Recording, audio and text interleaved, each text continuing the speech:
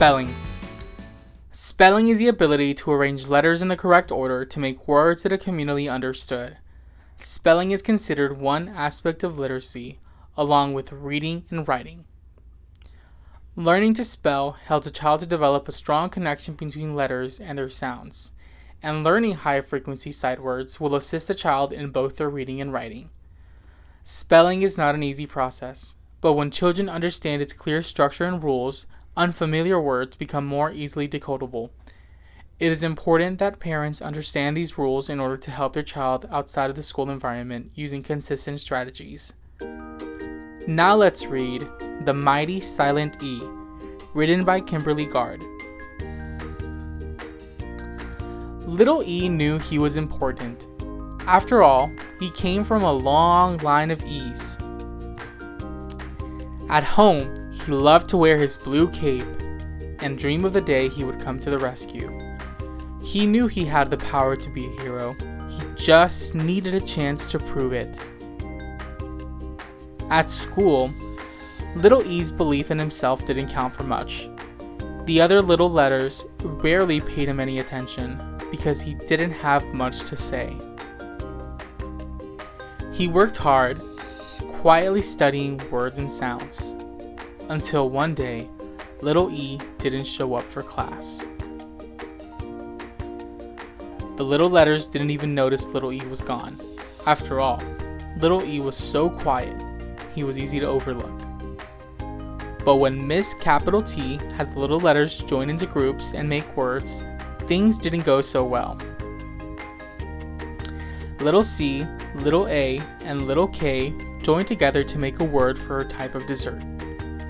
But no matter how they arranged themselves, they couldn't make the word work. Little R, little O, and little S were having the same problem. We need to make the word for a type of flower, they said, but no matter how hard we try, it just doesn't sound right. Tell me about it, said little K, little I, and little T, who were trying to become a word that could fly. Little G, little A, and little M all started to cry. No one will ever play with this word. Little T, little A, little B, and little L scrambled around and around until they gave up. Little S, little K, little A, and little T cried out, "It's just not working!"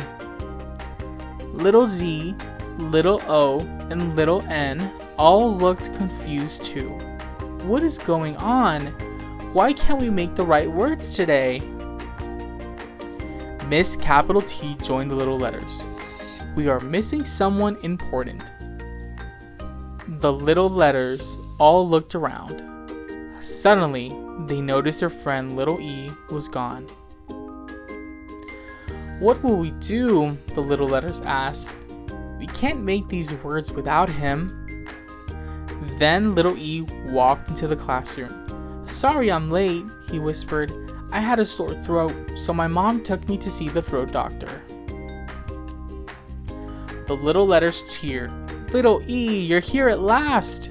We've tried, but we can't make these words without you.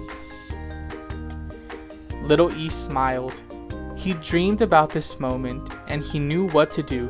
This was a job for the mighty silent E. He ran to the end of each row of letters. Suddenly, C-A-K became cake. R-O-S became rose. K-I-T became kite. G-A-M became game. T-A-B-L became table. S-K-A-T became skate. Z-O-N became zone. Little E worked hard until each word was complete. How did you do that? All the little letters asked. Little E, you make no sound, but you change sounds around. But as usual, little E was silent. He just smiled. With his friends all around him, little E felt happier than he ever had. Little E's dreams had come true. He had saved the day, and he hadn't even needed his cape. Thank you for learning and reading with us.